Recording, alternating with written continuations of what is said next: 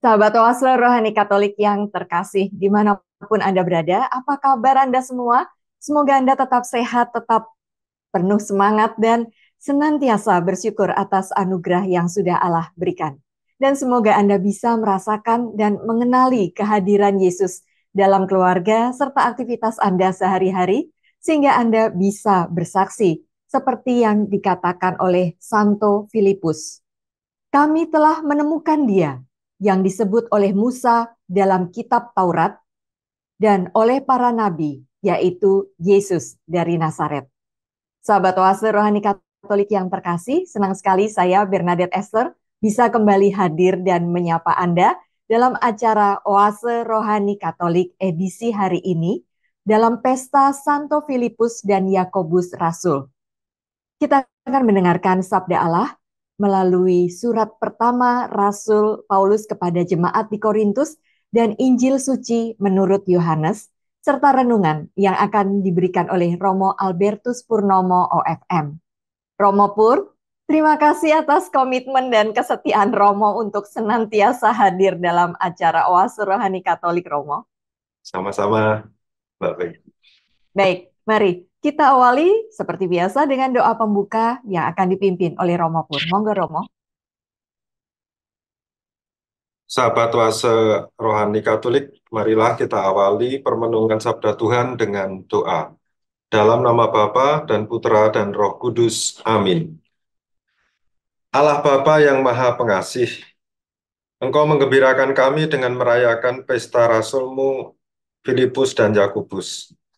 Semoga berkat doa dan teladan mereka, kami Kau perkenankan ikut ambil bagian dalam karya pewartaan Injil Putramu.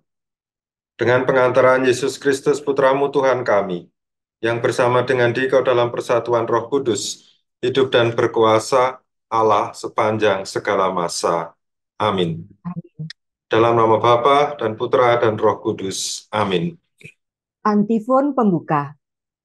Mereka adalah orang-orang suci yang dipilih Tuhan dalam cinta kasih sejati dan dianugerahi kemuliaan abadi. Haleluya. Bacaan dari surat pertama Rasul Paulus kepada jemaat di Korintus, bab 15 ayat 1 sampai 8. Saudara-saudara, aku mau mengingatkan kamu akan Injil yang aku beritakan kepadamu dan telah kamu terima, dan yang di dalamnya kamu teguh berdiri. Oleh Injil itu kamu diselamatkan, asal kamu teguh berpegang padamnya, sebagaimana kuberitakan kepadamu. Kecuali kalau kamu telah sia-sia saja menjadi percaya. Sebab yang sangat penting telah kusampaikan kepadamu, yaitu apa yang telah kuterima sendiri, yakni bahwa Kristus telah wafat karena dosa-dosa kita, sesuai dengan kitab suci. Bahwa ia telah dimakamkan dan pada hari yang ketiga telah dibangkitkan, sesuai dengan kitab suci. Bahwa ia telah menampakkan diri kepada Kefas dan kemudian kepada ke-12 muridnya. Sesudah itu ia menampakkan diri kepada lebih dari 500 saudara sekaligus. Kebanyakan dari mereka masih hidup sampai sekarang, tetapi beberapa di antaranya telah meninggal. Selanjutnya ia menampakkan diri kepada Yakobus, lalu kepada semua rasul. Dan yang paling akhir, ia menampakkan diri juga kepadaku, seperti kepada anak yang lahir sebelum waktunya. Demikianlah sabda Tuhan. Syukur kepada Allah. Mazmur tanggapan dengan refren, di seluruh bumi bergemalah suara mereka. Di seluruh bumi bergemalah suara mereka. Langit menceritakan kemuliaan Allah, dan cakrawala memberitakan karya tangannya. Hari yang satu mengisahkannya kepada hari yang lain, dan malam yang satu menyampaikan pengetahuannya kepada malam berikut. Di seluruh bumi bergemalah suara mereka. Meskipun tidak berbicara dan tidak memperdengarkan suara, namun di seluruh bumi bergaunglah gemanya, dan amanat mereka sampai ke ujung bumi. Di seluruh bumi bergemalah suara mereka. Haleluya, haleluya. Haleluya, haleluya. Akulah jalan kebenaran dan hidup. Filipus, barang siapa melihat aku, ia telah melihat Bapa. Haleluya. Tuhan bersamamu. Dan bersama rohmu, Inilah Injil suci menurut Yohanes. dimuliakanlah Dimuliakanlah Tuhan. Tuhan. Dalam amanat perpisahannya, Yesus berkata kepada Thomas, Akulah jalan kebenaran dan hidup. Tidak seorang pun dapat datang kepada Bapa kalau tidak melalui aku. Sekiranya kamu mengenal aku, pasti kamu juga mengenal Bapakku. Sekarang ini kamu mengenal dia dan kamu telah melihat dia. Kata Filipus kepada Yesus, Tuhan, tunjukkanlah Bapa kepada kami, dan itu sudah cukup bagi kami. Kata Yesus kepadanya, telah sekian lama aku bersama-sama kamu, Filipus, namun engkau tidak mengenal aku. Barang siapa telah melihat aku, ia telah melihat Bapa. Bagaimana engkau berkata, tunjukkanlah Bapa kepada kami? Tidak percayakah engkau bahwa aku di dalam Bapa dan Bapa di dalam aku? Apa yang aku katakan kepadamu, tidak aku katakan dari diriku sendiri, tetapi Bapa yang diam di dalam aku. Dialah yang melakukan pekerjaannya. Percayalah kepadaku bahwa aku di dalam Bapa dan Bapa di dalam aku. Atau setidak-tidaknya percayalah karena pekerjaan-pekerjaan itu sendiri. Aku berkata kepadamu, sesungguhnya barang siapa percaya kepadaku, ia akan melakukan juga pekerjaan-pekerjaan yang aku lakukan, bahkan pekerjaan-pekerjaan yang lebih besar daripada itu. Sebab aku akan pergi kepada Bapa, dan apapun yang kamu minta dalam namaku, aku akan melakukannya, supaya Bapa dipermuliakan di dalam Anak. Jika kamu meminta sesuatu kepadaku dalam namaku, aku akan melakukannya. Demikianlah Injil Tuhan. Terpujilah Kristus. Ya, Romo Pur, tadi dalam surat pertama Rasul Paulus kepada jemaat di Korintus, kita mengetahui bahwa Paulus menganggap penting untuk menjelaskan tentang kematian dan kebangkitan Yesus Kristus. Ya, Apa inspirasi iman dari surat Rasul Paulus ini, Romo? ya. Baik, Mbak Bernadette. Jadi pada kali ini kita merayakan pesta dua rasul, yaitu Rasul Filipus dan Rasul Yakobus. Dan bacaan pertama dan juga bacaan Injil itu menyinggung kedua rasul ini.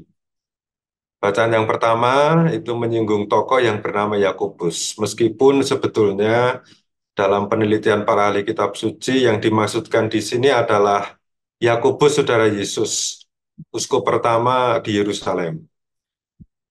Jadi sekedar pengetahuan kitab suci, di dalam kitab suci sebetulnya ada tiga Yakobus.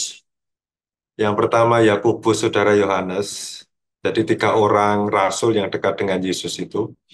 Kemudian Yakobus anak Alfeus, itu yang kita rayakan hari ini. Dan yang ketiga itu Yakobus saudara Yesus. Nah ini Yakobus saudara Yesus atau sepupu Yesus ya. Ini bukan termasuk dalam kedua belas rasul. Meskipun di dalam sejarah Yakobus saudara Yesus ini yang kemudian menjadi pemimpin jemaat Kristen pertama di Yerusalem. Nah ini sekedar pengetahuan kitab suci ya. Nah bacaan Injil itu bicara mengenai Filipus. Jadi Filipus yang bertanya.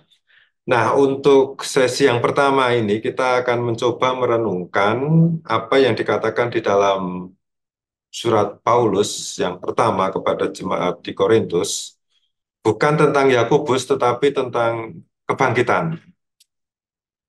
Jadi, kalau kita ditanya di mana letak perikop di dalam kitab suci yang berbicara mengenai kebangkitan secara detail, itu ada di dalam 1 Korintus bab 15.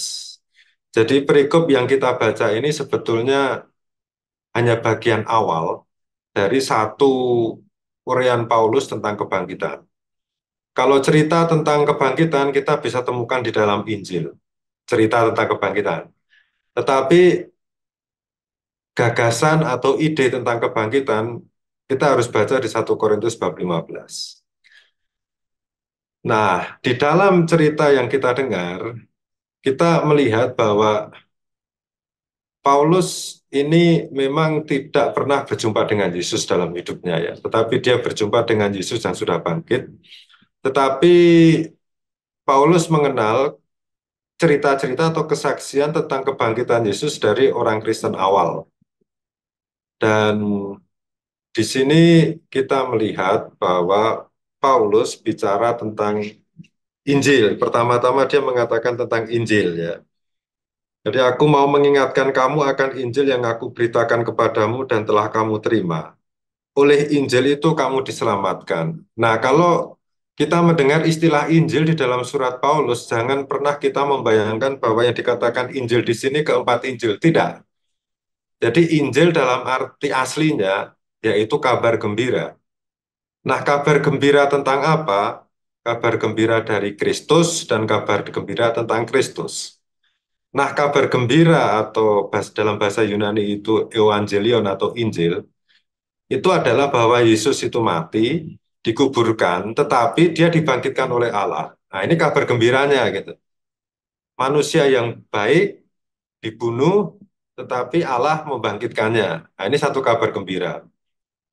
Dan yang menarik adalah bahwa Paulus juga menceritakan, ini pasti kesaksian dari jemaat Kristen perdana ya, bahwa sebelum kenaikannya ke surga, ia menampakkan diri kepada orang-orang terdekatnya, para rasul, para murid, dan bahkan Paulus sendiri. Tapi ya kita harus tahu bahwa yang menampakkan ini adalah tubuh kebangkitan atau tubuh Yesus yang mulia. Kalau ditanya itu Romo seperti apa ya tubuh kebangkitan itu, saya hanya menjawab saya tidak tahu. Kita tidak akan tahu wujud seperti apa tubuh kebangkitan itu. Yang penting kita imani saja bahwa nanti kita juga akan memiliki tubuh kebangkitan. Ini saya menduga mungkin tubuh kebangkitan itu mirip dengan apa yang dialami oleh Yesus ketika Yesus mengalami transfigurasi. Jadi tubuhnya bercahaya, kemudian dia bersama dengan leluhur Israel, Musa dan Elia. Tetapi ini kan dugaan ya, bisa benar bisa salah. Nah, pertanyaannya adalah, mengapa kok kita perlu percaya bahwa kita akan dibangkitkan? Gitu. Dan memang selama ini kan kita sering mengatakan ya, dalam syahadat aku percaya akan kebangkitan badan dan kehidupan kekal. Hanya kalau kita bertanya ya, mengapa kok kita perlu percaya kebangkitan? Jadi sebetulnya jawabannya itu singkat, yaitu supaya kita memiliki harapan dan semangat saat hidup ini. Jadi coba kita bayangkan saja ya, jika kita nanti tidak dibangkitkan dan kemudian tidak hidup dalam kekekalan setelah kita mati gitu ya. Jadi setelah kita mati ya sudah hilang begitu saja. Lalu pertanyaannya adalah, untuk apa kita melakukan semuanya yang baik? Untuk apa kita melakukan semua pengorbanan dalam hidup? Kalau semuanya hilang gitu ya. Jadi em, memang kita tidak bicara soal reward and punishment gitu atau ganjaran dan hukuman dalam hal ini. Jadi sebagai orang beriman kita tidak pertama-tama berpikir bahwa ya nanti saya akan masuk surga, nanti saya akan masuk neraka, tidak. Tetapi kita harus percaya bahwa kita itu akan dibangkitkan dan tadi bersama dengan Allah. Yang penting bersama dengan Allah ini. Dan kalau iman hanya sebatas masuk surga atau tidak itu ya itu amat dangkal gitu ya. Tetapi kita percaya adanya kebangkitan dan kita perlu yakin bahwa ada kebangkitan karena kita yakin bahwa pada akhirnya nanti kita akan seperti Yesus dibangkitkan dan bersama dengan Allah. Entah nanti bentuknya, situasinya kayak apa ya kita tidak tahu, tetapi nanti kita akan kembali kepada Allah. Jadi sekurang-kurangnya keyakinan bahwa ada kebangkitan itu, ini dalam pengalaman saya, itu memberikan semangat untuk hidup dan berbuat baik gitu. Hanya saya tidak tahu ya kalau orang yang maaf itu mengakhiri hidupnya dengan jalan pintas gitu ya. Em, Apakah nanti akan dibangkit atau tidak, kita tidak tahu. Tetapi kita harus bisa berjuang dalam hidup, ya, sampai akhirnya Tuhan yang menentukan bahwa kita harus bangkit bersama Dia atau tidak, gitu. Ya pasti bangkit bersama Dia kalau kita orang beriman, gitu. Jadi kalau umpamanya ditanya, ada orang tanya kepada saya, apakah Romo percaya pada kebangkitan? Saya meyakini 100%. Saya meyakini 100% bahwa nanti saya akan dibangkitkan, dan jika dalam hidup saya mengikuti jalan Kristus, maka saya akan mengalami apa yang dialami oleh Kristus, dibangkitkan dalam tubuh kemuliaan. Jadi kalau umpamanya sudah menjadi keyakinan, ya kita tidak perlu berpikir banyak gitu ya. Kebangkitannya seperti apa, nanti saya setelah bangkit bagaimana. Pokoknya percaya saja. Nah, ini kan tantangan bagi orang beriman. Jadi sekali lagi, mengakhiri renungan ini, ya kita harus tahu ya bahwa Yesus itu kan buah sulung kebangkitan menurut Santo Paulus ya.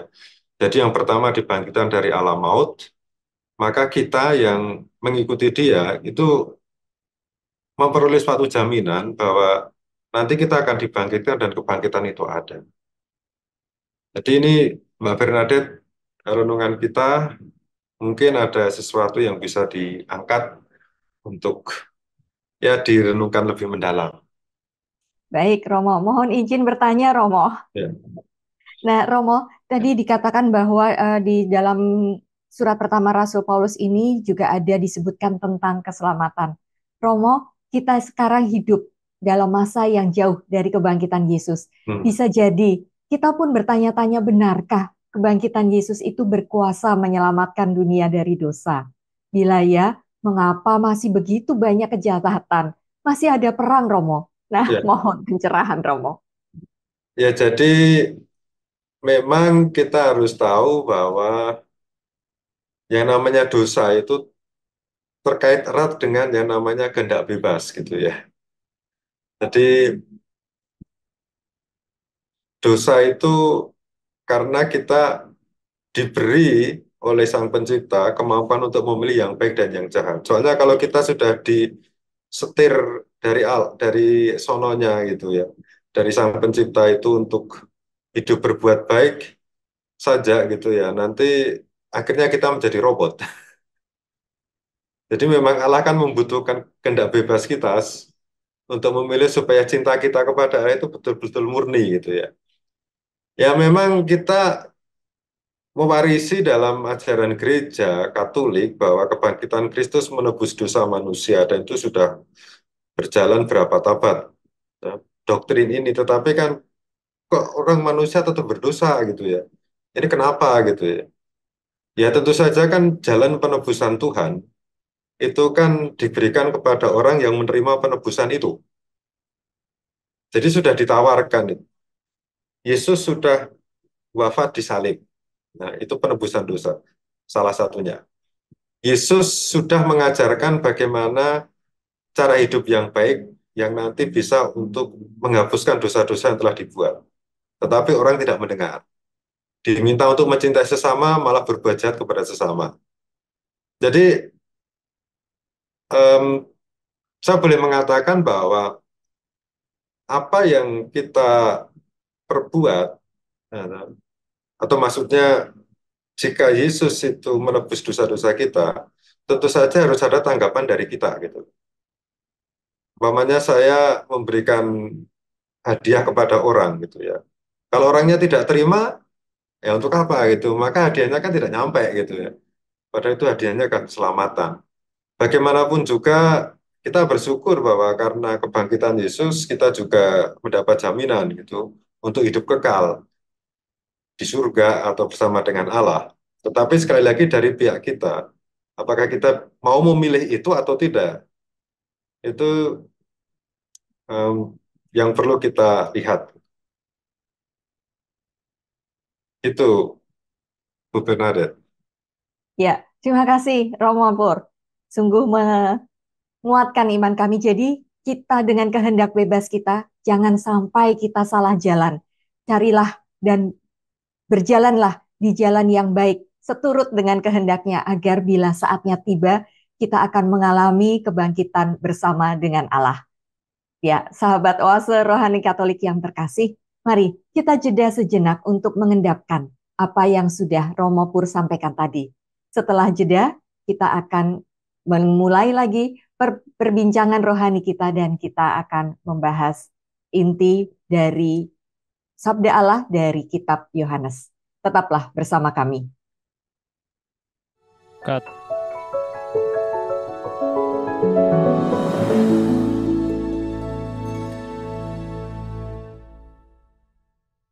Sahabat oase rohani Katolik yang terkasih, Anda masih bersama kami, Romo Albertus Purnomo OFM dan saya Bernadette Esther. Nah, mari kita lanjutkan perbincangan rohani kita dan kita akan membahas mengenai pesan Yesus menurut Injil Yohanes. Romo Pur, dalam Injil suci menurut Yohanes kita mendengar bahwa Yesus memperkenalkan dirinya sebagai jalan kebenaran dan hidup. Dialah satu-satunya jaminan keselamatan bagi kita. Apa inspirasi iman dari perikop ini, Romo? Jadi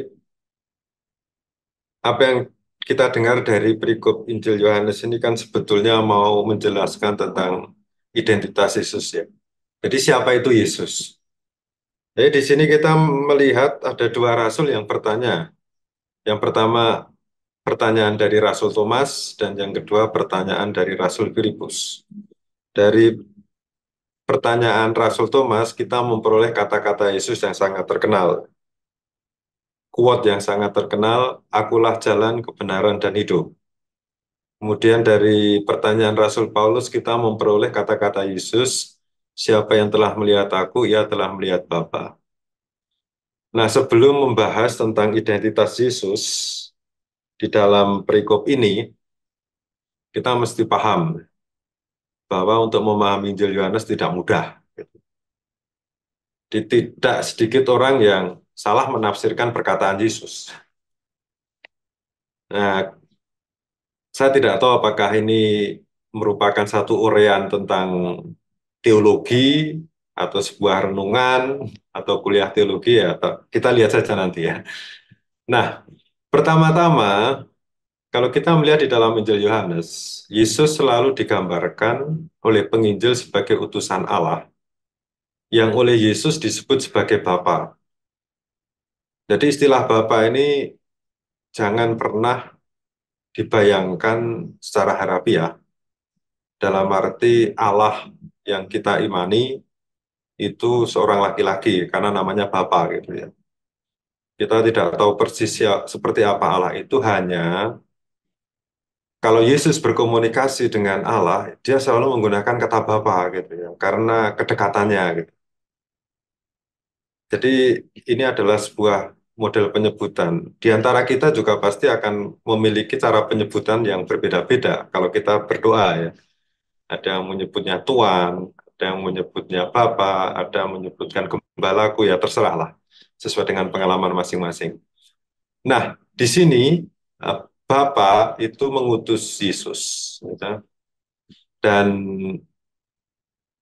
kedekatan dengan Bapa ini begitu sangat dekat, bahkan Yesus dengan Allah itu kedekatannya membuat mereka itu seperti bersatu gitu.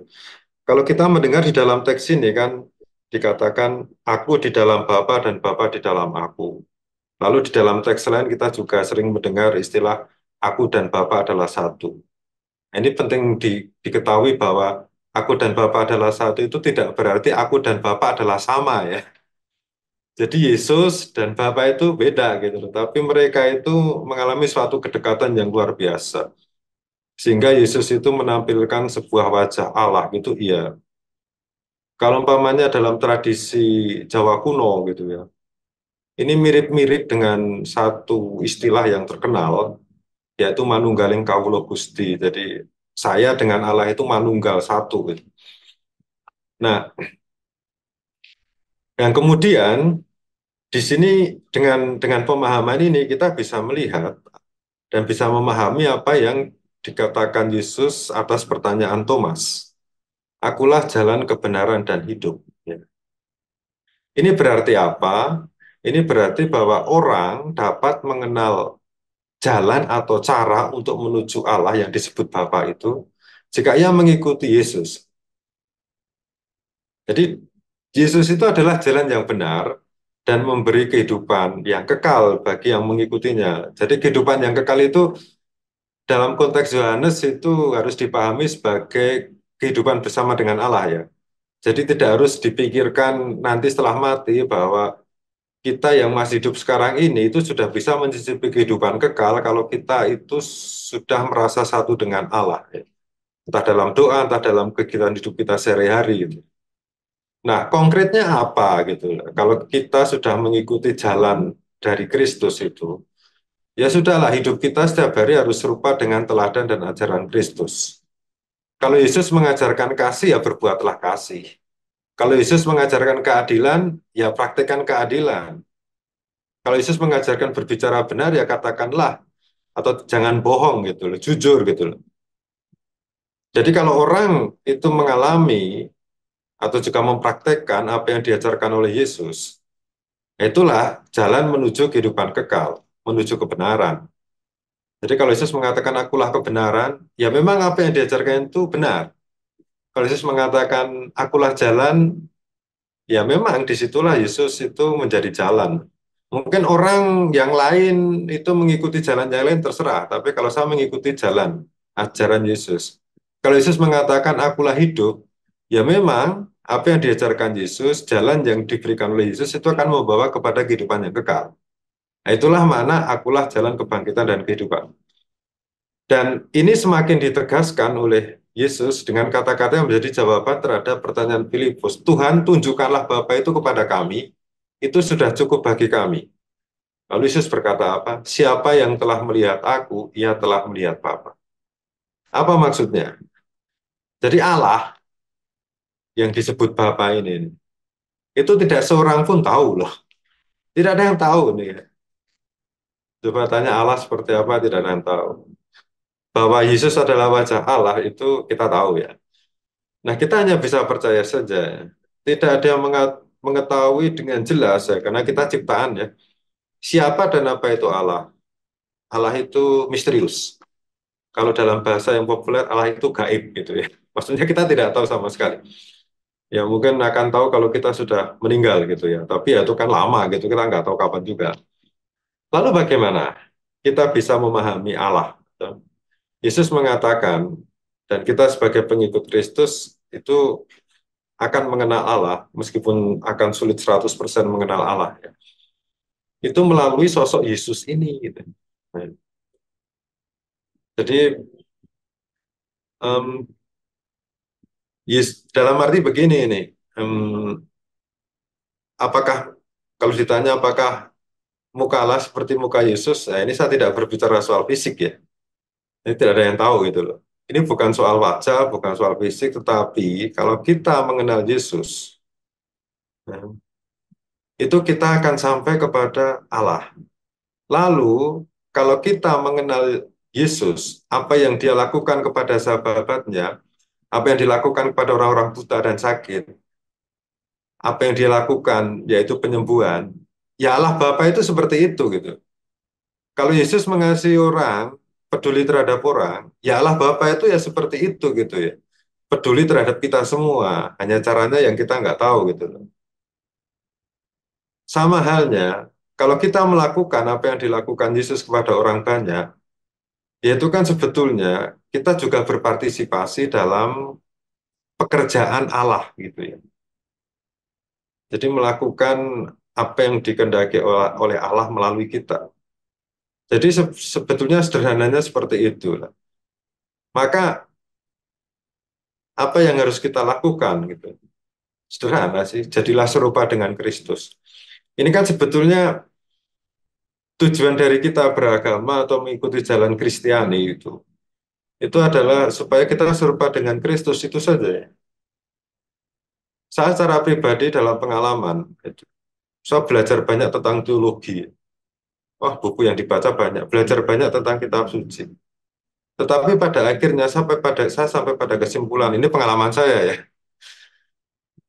bahwa ya pasti yang kita tuju itu kalau bukan bahwa kita nanti akhirnya serupa dengan Kristus dalam tindakan, dalam pemikiran, dalam ajaran. Sebetulnya sederhana.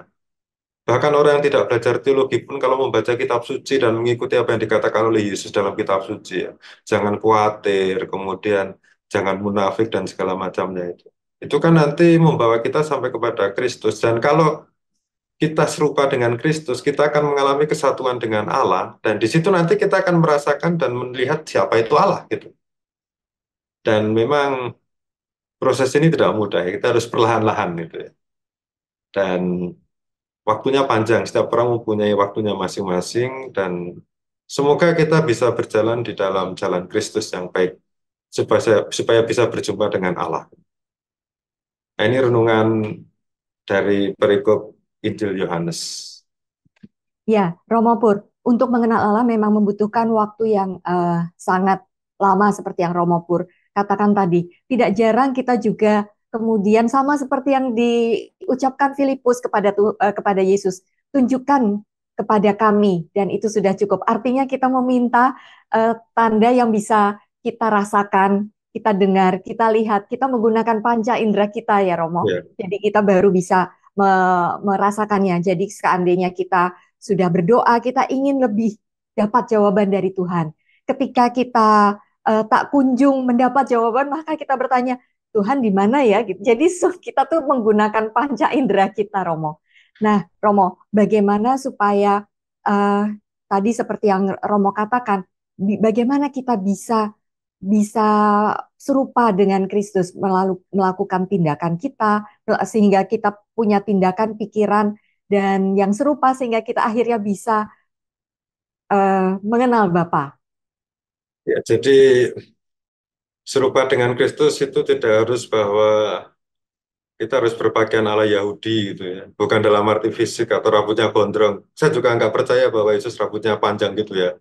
Mungkin ya rambutnya ya biasa-biasa aja gitu ya. Tetapi lebih ini ya, lebih melakukan apa yang diajarkan gitu ya. Karena kan Yesus di dalam Injil Yohanes juga mengatakan bahwa kamu adalah sahabat-sahabatku jika kamu melakukan apa yang kukehendaki gitu. Bahkan di dalam perikop Injil lain itu ada juga istilah yang sama. Kalau kamu, ini sudah bahasa lain ya. Jadi bukan yang memanggilku Tuhan, Tuhan itu yang masuk dalam kerajaan Allah, tapi siapa yang melakukan kehendakku atau melakukan ajaranku. Kemudian dikatakan juga toh ketika ibu dan saudari-saudari Yesus datang gitu dalam Injil Markus ditanya, itu ibumu datang gitu. Siapakah ibuku, siapakah saudara-saudaraku? Mereka mereka yang melakukan kehendak Allah atau kehendakku itulah ibu dan saudara-saudaraku. Jadi sebetulnya apa yang ditekankan oleh kitab suci adalah suatu tindakan, suatu perbuatan yang memang sesuai dengan apa yang diajarkan oleh Yesus. Bahwa pengetahuan tentang Yesus itu penting, ya penting. Jadi siapa itu Yesus, bagaimana karyanya itu penting. Tetapi kalau kita memiliki pola pikir orang Timur gitu ya, maksudnya dari Israel sampai ke Cina, kemudian sampai ke Nusantara itu. Kalau hanya sampai kepada pengetahuan, kalau hanya sampai pada ilmu, tetapi kalau tidak dimanfaatkan, tidak digunakan, itu pengetahuannya belum lengkap. Gitu. Dan sebetulnya itu sangat menekankan. Kamu mengikuti aku, tapi apa yang kamu perbuat gitu. Kalau kamu mengikuti semuanya itu ajaran-ajaranku, kamu akan serupa dengan aku. Dan kalau memang bisa serupa dengan Kristus dalam arti identitasnya ya, bukan dalam arti fisiknya, tapi dalam arti yang esensi itu. Orang otomatis akan merasakan Allah itu seperti apa. Contohnya gitu, contohnya banyak orang ya yang mungkin dalam kesulitannya dia bisa membantu orang lain gitu. Orang itu merasa bahagia loh. Nah, mau berkorban itu merasa bahagia gitu. Tapi ya jangan mudah ditipu gitu. Tapi mau berkorban dengan ikhlas. itu merasa bahagia. Nah, itu kan sebetulnya merasa bahagia, merasa damai, itu kan salah satu bagian orang mengalami akhlak gitu ya, mengalami yang ilahi. Jadi sebetulnya simpel saja dalam hidup ini, kalau orang mau mengalami akhlak. Makin sederhana beragama itu, sebetulnya makin kita bisa merasakan akhlak. Itu menurut pengalaman saya, bisa jadi salah, bisa jadi benar gitu ya. Jadi cukup aja melakukan apa yang diperintahkan oleh Yesus dalam hidup sehari-hari, sambil melakukan tugas kita masing-masing sebagai manusia. Ada yang pedagang, ada yang guru, ada yang segala macam ya. Tapi nilai-nilai Kristiani, ajaran-ajaran Kristiani dimasukkan di dalam karya kita.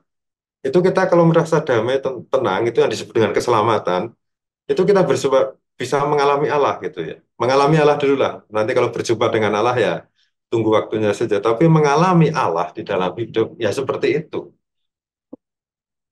Dan memang kalau belajar Injil Yohanes itu sangat mendalam ya. Tidak semua orang bisa nyampe gitu. Ini kalau tataran tataran dalam tradisi Kristiani, Injil Yohanes itu sudah tingkat mistis gitu ya. Kalau dalam dunia saudara-saudari kita yang muslim sudah sampai pada tingkat sufi. Jadi sudah tinggi gitu, tidak mudah. Itu Mbak Bernadette. Terima kasih. Ya, baik, Romo. Eh, Boleh satu lagi Romo sebagai penutup Ya, untuk segmen yang pertama ini. Tadi Yesus mengatakan kepada Thomas, "Akulah jalan kebenaran dan hidup. Tidak seorang pun dapat datang kepada Bapa kalau tidak melalui aku." Kadang-kadang memang mempelajari Injil Yohanes ini sulit ya Romo, dan kadang-kadang ini disalah tafsirkan menjadi kalau tidak melalui gereja Katolik tidak bisa datang kepada Bapa. Bagaimana Romo? ya memang dulu kan ada istilah extra ecclesiam nulla salus itu ya. Di luar gereja tidak ada keselamatan. Tetapi itu kan sebetulnya hanya petikan satu apa dari seluruh seluruh traktat, seluruh risalah tentang pembelaan gereja gitu. Kemudian orang hanya ambil petikannya, tidak lihat konteksnya, atau kemudian seperti dijadikan slogan gitu loh. Ya mungkin itu pandangan dulu gitu ya. Orang pakai itu, tapi pandangan sekarang kan beda. Sebetulnya kan yang penting adalah, memang kan dasar dasar ajaran gereja kan Kristus ya, ajaran Kristus itu bagaimanapun juga. Sehingga memang untuk konkretnya dasarnya itu bahwa melalui Yesus kita sampai kepada Allah Bapa. Itu dasarnya. Kemudian orang mengertikan melalui gereja orang sampai kepada Allah Bapa. Itu ya betul juga karena dasar gereja adalah ajaran Kristus itu loh. Tapi yang penting adalah apakah kita betul-betul melaksanakan apa yang dikehendaki Kristus atau tidak, ini persoalan.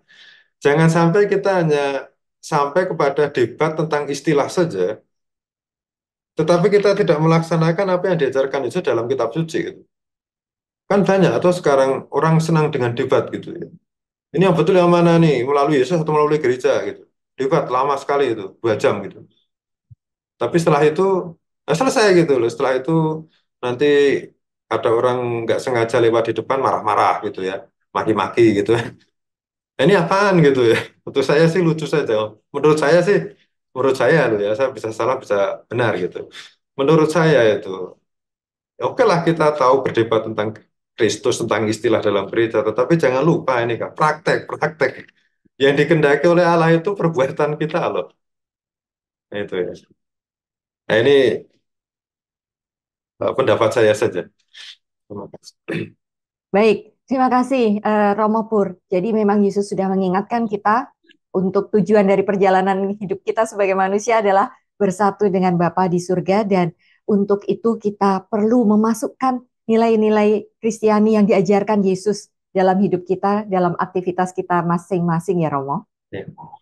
Romo dan para pemirsa serta pendengar setia Oase Rohani Katolik yang terkasih, kini kita sudah berada di penghujung acara. Kita akan mengakhirinya dengan doa penutup dan menerima berkat Allah melalui Romo Pur. Silakan Romo. Mari kita berdoa dalam nama Bapa dan Putra dan Roh Kudus. Amin.